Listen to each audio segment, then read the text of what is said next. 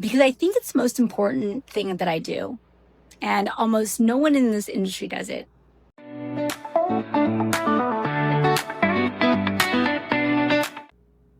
So a couple came to me a few months ago.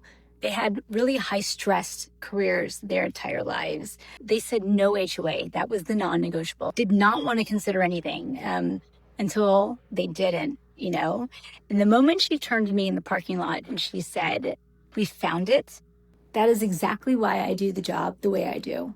Hey there, I'm Lori Lee Mendieta with Century 21, the Harrelson Group here in the Grand Strand in South Carolina. Welcome back to the Logic Behind the Lifestyle.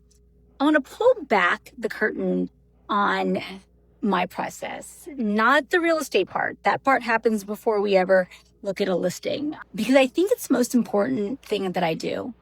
And almost no one in this industry does it. Most agents starts with properties. I start with the people.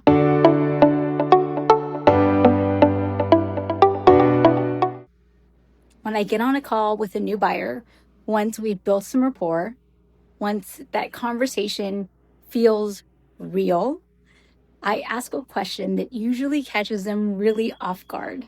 When your future self is living here, already settled, already closed on the home, tell me what you envision.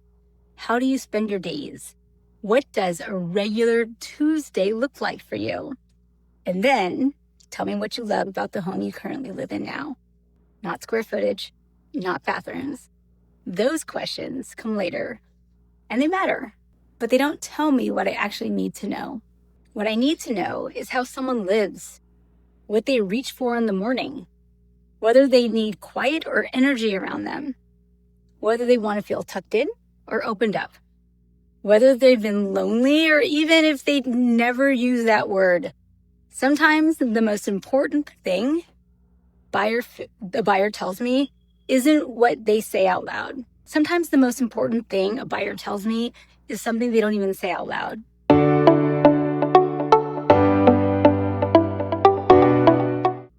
This couple came to me with one negotiable, no HOA. Both had spent their careers in high pressure situations, consuming work environments. They had each other deeply, genuinely, but the nature of their work really kept them they were really very insulated.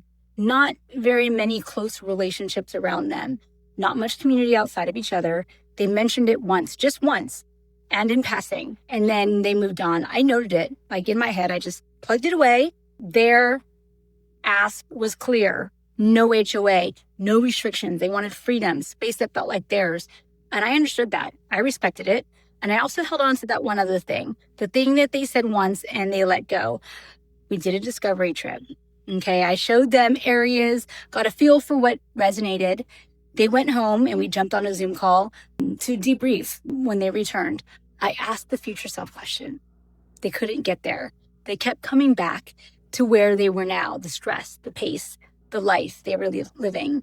And they were ready to imagine. They weren't ready to really imagine that future self and what that looked like for them. So I didn't push. You can't rush that. You stay pretty close and you just keep listening. 3 months later, they came back.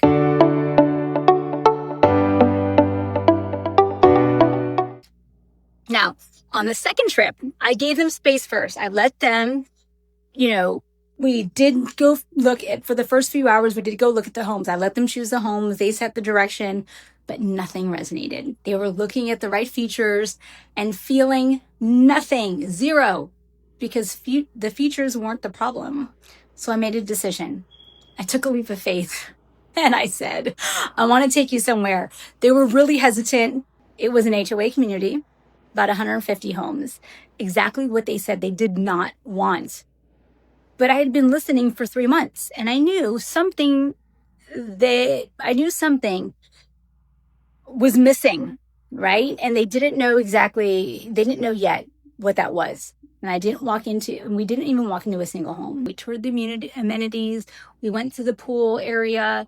They had a billiards area. We stopped at the clubhouse and there were residents there just living their normal afternoon. And they started talking to the residents, real conversations. They laughed. And then I watched something shift. I just stood there and just watched.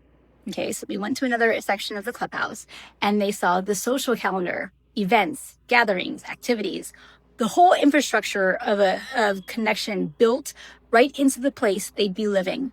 And before we ever stepped into the front door, she turned to me and she said, "You found it." We wrote an offer that day.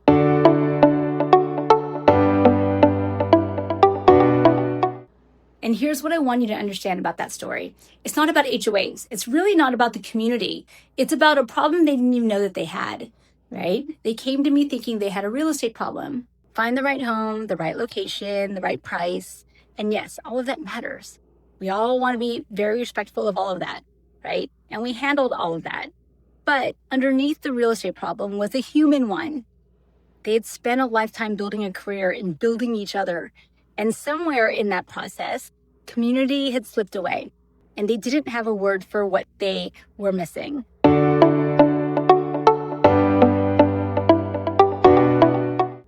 But I'd heard that in one sentence, they said once and never repeated again. My job, that part that goes beyond opening doors and writing offers, is to listen for the problem underneath. The stated problem. I hold what someone tells me, even when they're moving on from it. I know when to let a buyer lead and when to step in and redirect. That's not something I learned in real estate. That's something I spent 3 decades learning in the coaching world, where reading a room wasn't a soft skill. It was my job.